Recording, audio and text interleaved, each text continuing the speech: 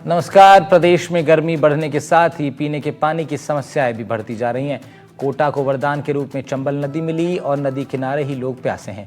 हजारों लोगों के लिए पेयजल उपलब्ध नहीं। लोग सरकार से पानी की समस्या दूर करने की गुहार लगा रहे हैं। साथ ही पहले से मौजूद पारंपरिक जल स्रोतों को बचाने के बाद भी कह रहे हैं, क्या कह रहे हैं सुनते हैं जरा।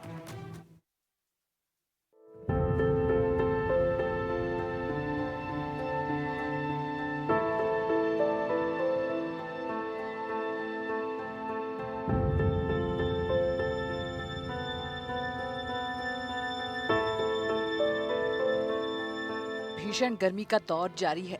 हर साल की तरह इस साल भी प्रदेश के कई जिलों से पेयजल के संकट की समस्या देखने को मिल रही है। लेकिन राजस्थान के उस क्षेत्र में भी पेयजल की किल्लत देखी जा रही है, जिस शहर को चंबल नदी वरदान के रूप में मिली हुई है। चंबल किनारे बसे कोटा में हजारों लोग परेशान हो रहे हैं और पारंपरिक जल स्रोतों को बचाने के लिए सरकार से अपील कर रहे हैं। 1:30 से यहीं खड़े हैं क्योंकि जिसका नंबर आता है तो वही भरते हैं अपना अपना नंबर पे। सबके घर पे काम है। कई बार समस्या सुनाई, मगर हमारी कोई सुनाई नहीं हो रही वहाँ पे। और वो बोलते ही ये कहते हैं कि ये 2 आदमी 4 आदमी जाते हैं तो ये कहते हैं कि तुम्हारी जरूरत है क्या और के नहीं है क्या। ये ऐसे सुनाते हैं वार्ड पार्षद, और आते नहीं है यहाँ पे कोई संभालने के लिए, कोई नहीं आते हैं। ये कोटा के उन ग्रामीणों का दर्द है जो सालों पहले शहर का हिस्सा तो बन गए, लेकिन सुविधाएं अब तक उपलब्ध नहीं हो सकी। कोटा नगर निगम में शामिल लखवा गांव की ये तस्वीर है। लखवा जैसे कई गांव हैं जो सालों पहले कोटा नगर निगम में शामिल किए गए, लेकिन बुनियादी सुविधाएं आज तक यहाँ नहीं पहुँच सकी। पेयजल के लिए लोगों को हर साल परेशान होना पड़ता है। कोटा के शहरी इलाकों में भी कई कॉलोनियों में गर्मी का मौसम आते ही पेयजल की किल्लत साफ तौर पर नजर आती है। शहर की दर्जनों कॉलोनी में हजारों लोगों को टैंकर के भरोसे रहना पड़ता है। कई बार टैंकरों से पानी की पर्याप्त सप्लाई नहीं होने पर स्थानीय लोगों को बड़ी परेशानी का सामना करना पड़ता है।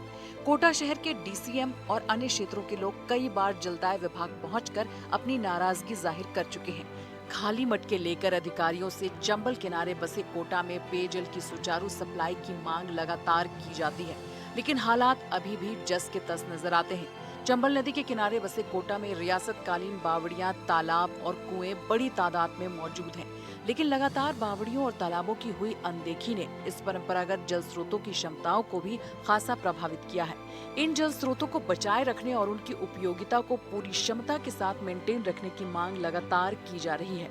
कोटा की अक्षम कल्याण संस्था पिछले कई सालों से ऐतिहासिक बावड़ियों को मेंटेन रखने का काम कर रही है। साथ ही वो नई पीढ़ी को वाटर कंजर्वेशन के साथ परंपरागत जल स्रोतों से रूबरू करवा रहे हैं।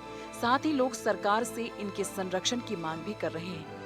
हाड़ौती वैसे चंबल नदी के किनारे बसा है, लेकिन पारंपरिक जो जो जल स्रोत थे उनको भी संजोए रखने के पूरे प्रयास किए गए। कई सारी बावड़ियां कोटा में थी, कोटा के साथ साथ आसपास के इलाकों में थी, लेकिन लगातार जो है शहरी सीमा में आने से और आबादी क्षेत्र में आने से बावड़ियों का अस्तित्व खतरे में आ गया और इन स्रोतों को बचाने के लिए लगातार प्रयास भी किए जा रहे हैं। कोटा की अक्षम कल्याण संस्था जो है वो लगातार जो तमाम बावड़ियां हैं प्राचीन, उसके रखरखाव से लेकर के उनको कैसे बचाया जा सकता है, इन परंपरागत जो जल स्रोत हैं उनको कैसे जो है मेंटेन रखा जा सकता है, इसको लेकर लगातार काम कर रही हैं। मेरे साथ अध्यक्ष मौजूद हैं और पदाधिकारी मौजूद हैं। जी मैडम, कैसे अब आप लोग इसको कर रहे हैं, क्योंकि आने वाला वक्त और ज़्यादा वो है, वाटर लेवल जो है हड़ौती में भी कम होता जा रहा है। जैसा कि कोटा का इतिहास जो है, उसके हिसाब से तो कोटा के अंदर 600 से 700 बावड़ियाँ हुआ करती थी। लेकिन क्योंकि आबादी का क्षेत्र बढ़ गया और अतिक्रमण बहुत हुआ बावड़ियों पे, तो अब बहुत कम बावड़ियाँ हैं जो एग्ज़िस्ट कर रही हैं कोटा के अंदर। और जो मुख्य बावड़ियाँ हैं, जैसे आप देख सकते हैं यहाँ पे नागा जी के बाग की बावड़ी है, एक जमुना बावड़ी सिविल लाइन्स में है, जेल के अंदर भी एक बावड़ी, और इतनी खूबसूरत बावड़ियाँ हैं। पिछले कई सालों से जो पिछली कांग्रेस की सरकार थी, उससे उसी समय से हम लोगों ने, हमारी संस्था ने इस बावड़ियों की रख-रखाव पे और साफ-सफाई पे काम करा। और दुर्भाग्य की बात है कि जो हम लोग एक्सपेक्ट कर रहे थे कि बावड़ियों को इस तरह से होना चाहिए, तो वो आज उस स्थिति में नहीं है, क्योंकि एक बहुत पुरानी बावड़ियाँ हैं। और कई बावड़ियों के अंदर तो ये स्थिति है कि नीचे जब हमने पानी का कम करवा के और सफाई की कोशिश करी, तो उसमें बहुत बहुत पुराने फिगर्स मिले। मतलब दीवालों पे एनग्रेव्ड हैं वो सारे फिगर्स, कई अंदर आले भी हैं भगवान के, देवी-देवताओं के। तो उससे तो यही पता चलता है कि पहले पूजा भी हुआ करती थी यहाँ पे बावड़ियों में। अब ये है कि संस्था काम तो कर रही है, लेकिन फिर भी क्योंकि संस्था अकेली काम नहीं कर सकती, इतनी बावड़ियाँ जो अभी बची हुई हैं पुरानी बावड़ियाँ, तो अब सरकार से यही अनुरोध है कि इनका ध्यान दिया जाए इन चीज़ों का। ये हमारी हिस्टोरिकल धरोहर है, इनको हम इस तरह से नष्ट नहीं कर सकते। तो अगर सरकार इन पे स्पेशल एक फ़ोकस करेगी इन चीज़ों पे, तो डेफ़िनेटली आने वाले समय में हम इनको बचा पाएँगे। ये बचेंगे तो एक लोगों का आकर्षण का केंद्र है, ये टूरिस्ट आएगा, ये सर ये आता भी है और देखता भी है, लेकिन मेंटेनेंस का बहुत कमी है। और अलग-अलग संस्थाओं से भी हमारी संस्था ने बात करी कि कोलैबोरेशन से हम लोग इस पे काम कर पाएँ, और फिलहाल कर भी रहे हैं, लेकिन ultimately without government efforts it is not possible कि हम लोग इसको आगे तक कर पाएँ बहुत टाइम तक। सामूहिक प्रयास की ज़रूरत है, लेकिन सरकार से बहुत ज़्यादा उम्मीद है, क्योंकि सरकार के पास बड़ा बजट होता है। तो अब क्या क्या माँग है आप लोगों की सरकार से? हम लोग ये चाहेंगे कि सरकार के अलावा जितनी ये जनता है, जैसे हमारी पीढ़ी है, इनमें जागरूकता फैले, इनका इम्पोर्टेंस जो है वो फैले, क्योंकि हम लोग जब छोटे थे या अब लोग हम लोग इसी टाइम पे हम लोग को इनके अस्तित्व का पता भी नहीं है, और ये हमारी विरासत है। जैसे भाभी ने बताया कि ये इतनी इतनी सुंदर शैलियाँ हैं और इनमें पूजा भी होती है, बहुत रिलीजियस मीनिंग भी है। अब जल सत्र जो है स्तर है वो कम होता जा रहा है, भूजल कम होता जा रहा है, तो इनका जागरूकता फैलनी ज़रूरी है। जितने एनजीओज हैं, जैसे हम काम कर रहे हैं, तो हम लोग को थोड़ा-सा अगर सपोर्ट मिल जाए गवर्नमेंट से, एक थोड़ा-सा बैकअप मिल जाए, तो उससे क्या होता है, पूरा एक ऑल अराउंड एनवायरनमेंट ऐसा क्रिएट हो जाता है कि हम लोगों को इसको प्रिज़र्व करना है, हमको इनको कंज़र्व करना है। और बाकी तो मैं अपने जो नई पीढ़ी है, उन्हीं से मैं यही बोलूँगी कि थोड़ा-सा ध्यान दें, हमारी जो ये पूर्वजों ने जो बहुत पुरानी जो इतने प्राचीन जो हैं ये जल स्रोत रहे हैं, इन पे थोड़ा ध्यान दें। राजस्थान के कई जिलों को डार्क जोन घोषित किया गया है, जहां पेयजल को लेकर अक्सर संकट देखा जाता है। सरकारें लगातार इन क्षेत्रों में पेयजल के बड़े प्रोजेक्ट भी लेकर आती है, लेकिन लगातार भूजल में आ रही कमी से जल संकट और ज्यादा विकराल हो रहा है। आने वाले वक्त में पीने के पानी की समस्या और बढ़ सकती है। कोटा के रियासतकालीन राजकीय महाविद्यालय में वाटर कंजर्वेशन का संदेश दिया जा रहा है। कॉलेज की बिल्डिंग में सालों पहले वाटर हार्वेस्टिंग सिस्टम को स्थापित किया गया था, जिससे बारिश के पानी को संरक्षित किया जाता है। विशेषज्ञ आम जन से अपील कर रहे हैं कि लगातार गिर रहे जल स्तर से आने वाले वक्त में बड़ी समस्या खड़ी हो सकती है, इसलिए पानी के संरक्षण को लेकर सामूहिक प्रयास की जरूरत है। वाटर कंजर्वेशन को लेकर जागरूक होने की जरूरत है। कोटा के गवर्नमेंट कॉलेज में इस वक्त हम मौजूद हैं, और ये कॉलेज जो है सालों पुराना ये कॉलेज है, हेरिटेज ये बिल्डिंग है, लेकिन यहाँ पर पानी को बचाने के लिए, संजोए रखने के लिए बेहतरीन प्रयास किए गए हैं, और वो प्रयास रंग भी ला रहे हैं। मैडम, जिस तरह से लगातार पानी का लेवल गिरता चला जा रहा है, अब ज़रूरत है वाटर कंजर्वेशन की। तो आप लोगों ने ये जो सिस्टम डेवलप किया है, इससे कितना फ़ायदा हो रहा है, और क्या कहना चाहेंगे दूसरे लोगों के लिए कि वो भी इस तरह से उपाय करें? बिल्कुल आपने सही कहा है कि जल स्तर गिरता जा रहा है, और सही बात तो ये भी है कि जल है तो कल है। मतलब आने वाले समय में अगर हम जल का संरक्षण नहीं करेंगे, तो आने वाली पीढ़ी के लिए एक बहुत मुसीबत और बहुत तकलीफ वाली बात होगी। तो इस महाविद्यालय में रेन वाटर हार्वेस्टिंग की व्यवस्था है, जिसमें कि जब वर्षा का जल जो है वो इकट्ठा करके और उस तकनीक से हम लोग हमारे जो दूसरी मतलब जैसे वॉशरूम फैसिलिटीज़ हैं उसमें उस जल का उपयोग करते हैं। और बाकी सब तरफ हम लोग इस बात का भी ध्यान रखते हैं कि कहीं भी कोई पानी बहता हुआ ना रहे, है ना? अभी इस कॉलेज में बहुत युद्ध स्तर पे रुडसिको के द्वारा वाटर का जो भी ड्रेनेज सिस्टम और इस पे भी काम चल रहा है।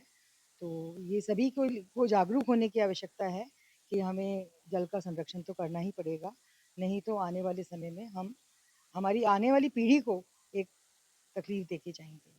कोटा का जो ऊपरी इलाका है, पठारी क्षेत्र जो है, वहाँ पर भी जो है दिक्कतें आ रही हैं। कई जगहों पर टैंकर से सप्लाई हो रही है। कहीं न कहीं ज़रूरत है और जागरूकता की, कि लोगों में अवेयरनेस भी आए। सर बिल्कुल, ये तो जो है ग्राउंड लेवल पे मतलब स्कूल लेवल से एक-एक स्टूडेंट को अपन को वो देना पड़ेगा कि कैसे मतलब अपने घर से अपन शुरू करें कि अपने घर में हम इलेक्ट्रिसिटी और वाटर कंज़र्वेशन कैसे करें? कैसे उसको बचाएँ? जब अपन ब्रश कर रहे हैं पूरे टाइम उसको खोल रहे हैं। कोटा में तो पानी बहुत है, इसलिए यहाँ इतनी इम्पोर्टेंस अपन पानी की समझते नहीं हैं। पर जैसे मैं अलवर को बिलॉन्ग करती हूँ, अभी हम बात भी कर रहे थे सर से कि वहाँ 2 दिन में सिर्फ 1 घंटा पानी आता है, तो वहाँ बूँद-बूँद की कीमत हमें पता है।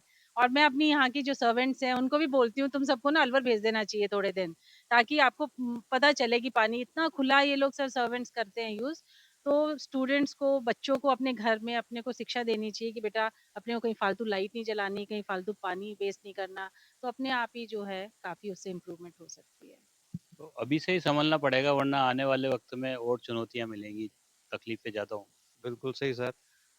वाटर की स्टोरेज और वाटर का सही से जो हम उपयोग कर रहे हैं, और अगर इसको हम धीरे-धीरे समय से नहीं चेतेंगे तो आने वाला कल हमारे लिए एक विनाशकारी कल होगा, क्योंकि ये समस्या धीरे-धीरे बढ़ती जा रही है।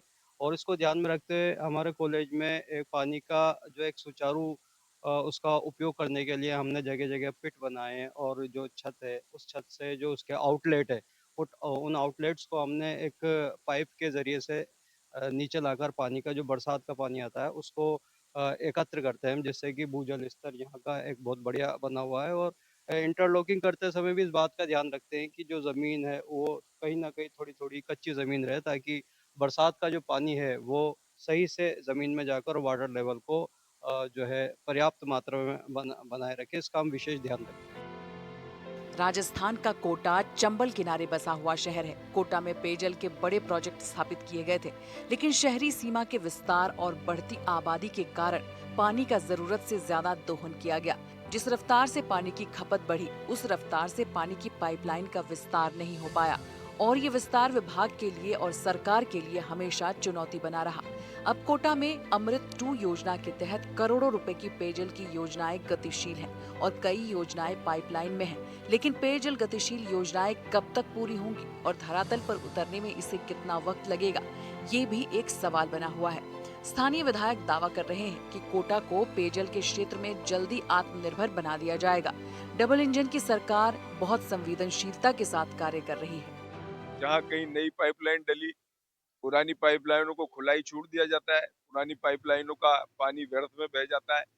इन सारी चीजों को लेकर अब अमृत 2 में वो सारी प्रपोजल्स तैयार करवाए हैं, जिनके माध्यम से उत्पादित जल की मात्रा भी बढ़ेगी, और साथ ही साथ सारे जितने भी हमारे पाइपलाइंस जहाँ-जहाँ चेंज करानी थी, उन पाइपलाइंस को भी चेंज कराकर लोगों को भरपूर मात्रा में पानी मिल सके। चंबल में नदी के किनारे रहने का जो लोगों का सार्थकता मिल जाए कि उनको चौबीसों घंटे फुल दबाव के साथ तीसरी मंजिल तक पानी मिल सके, ये हमारा सपना है, और इसको लेकर लगातार हम कार्य कर रहे हैं।